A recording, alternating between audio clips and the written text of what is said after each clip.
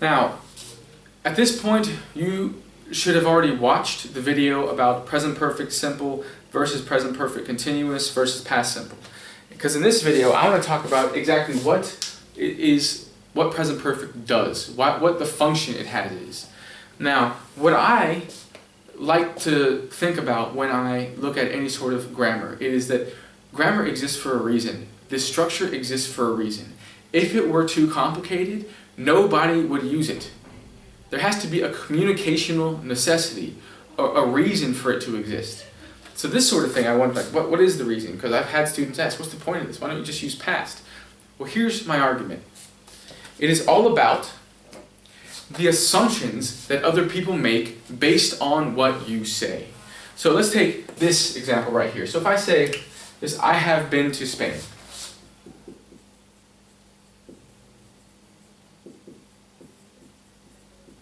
If I say I have been to Spain, the person who's listening to me will start thinking certain things about me. So if I say I have been to Spain, what do you think about me now? All right.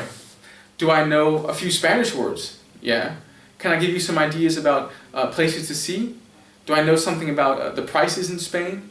Maybe. It depends on when it was. Can I talk about it? Do I know about some Spanish wine? Maybe. Spanish cuisine? Yeah. Do I know about some sites that you can maybe see in Spain if you want to go to Spain? Can I talk about Spain? Yes.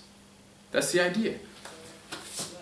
That sentence right there tells you something about now.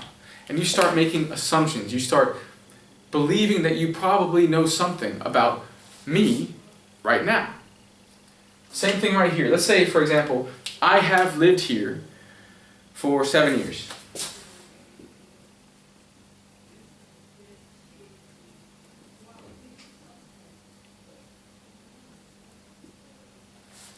If I say this, what do you think about me now? I have lived here for 7 years. So, do I have a job?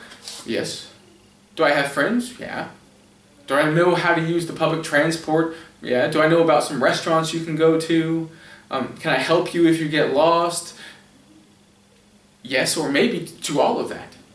This right here, this situation makes you assume things about right now. So you start thinking, okay, this is what I understand the situation to be. And that's the argument. Present perfect explains now.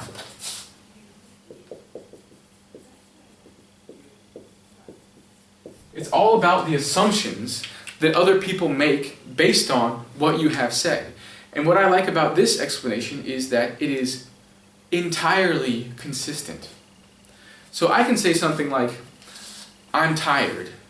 Or I can tell you, in this situation, I haven't been sleeping well. If I say I haven't been sleeping well, you should assume that I'm tired. That's the whole point. Now watch this though. If I take it to the past, I was tired. I can tell you I hadn't been sleeping well. It should be the exact same assumption from you, but it explains the past. What about this? What if I go to the future perfect?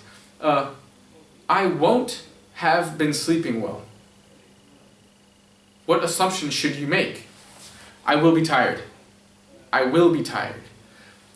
It works because it's consistent for all of these tenses. So if you teach students present perfect explains now, then you get to past perfect, they'll accept it because past perfect explains the past. It's all about assumptions. Future perfect is the same thing. If I want you to think a certain way, I'm going to use future perfect. So for example, if you ask me out to do something on Saturday, I'll say, I don't know, I won't have spent much time at home with my family. What am I saying? No, I won't be able to go. But I want you to assume that. It's a less direct way of saying it, and it's all about making you assume something and understand something that I will feel and that will be the case. Past perfect explains the past. Present perfect explains now. Future perfect explains the future. That will make life a lot easier in the classroom, not only because it's consistent, but also because it explains the communicational necessity, the reason why we actually use these tenses and why they're important. It's not just some nebulous, hard to understand tense there is a concrete reason for why it exists, and that's it. It explains the past, now, or the future.